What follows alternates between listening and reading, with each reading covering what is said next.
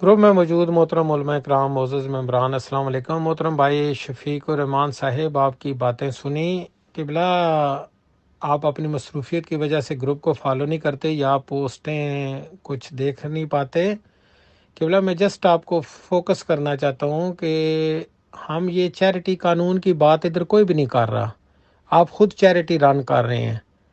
Charity کا تو قانون ہے، آپ کے سامنے ہے کہ جتنی مرضی آپ وہ کوئی 80% کہتا ہے، کوئی کچھ کہتا ہے کہ تنخواہیں آپ رکھ سکتے ہیں۔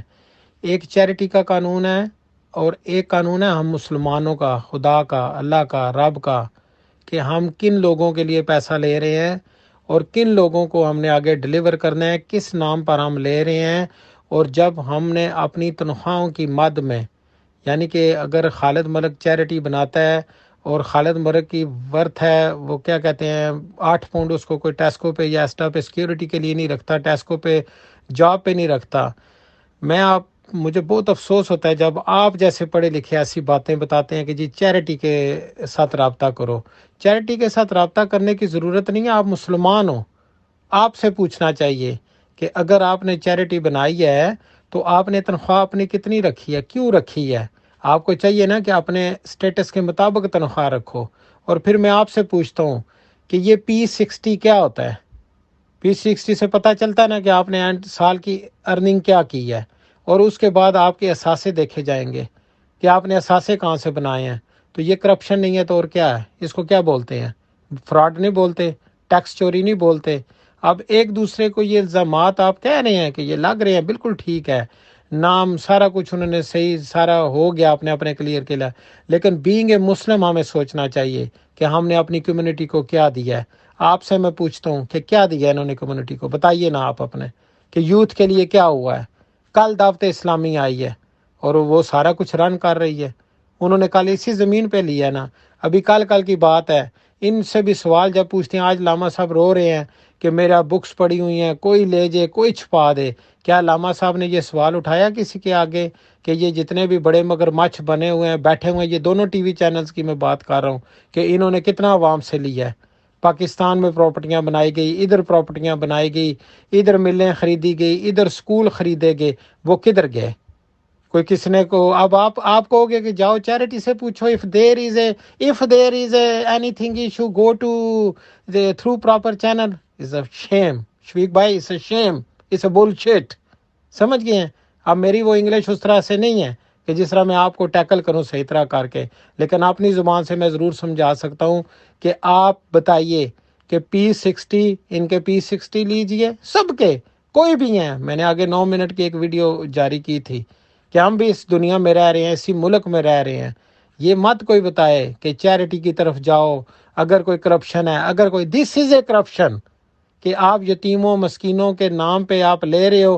اگر آپ کو مطلب آپ نے 2 لاکھ پاؤنڈ چیریٹی اکٹھی کی ہے اور 1 لاکھ آپ نے 80 پاؤنڈ جو ہے اپنی ویجز اور تنخواہوں پہ لگا دی ہے، تو واٹ کائنڈ آف دس ہانیسٹی؟ کیا ہو رہا ہے یہ؟ اس کے لیے آپ کہتے ہیں کہ چیریٹی کے پاس جائیں، ان کے پاس کیوں نہ جائیں؟ حضرت عمر فاروق رضی اللہ تعالیٰ عنہ سے نہیں پوچھ لیا گیا تھا کہ یہ 2 کرتے کہاں سے آئے ہیں؟ تو انہوں نے تو کسی نے، ادھر کنبا پروری ہوئی ہے، مسجدیں بنائی گئی ہیں، ادارے بنائے گئے ہیں۔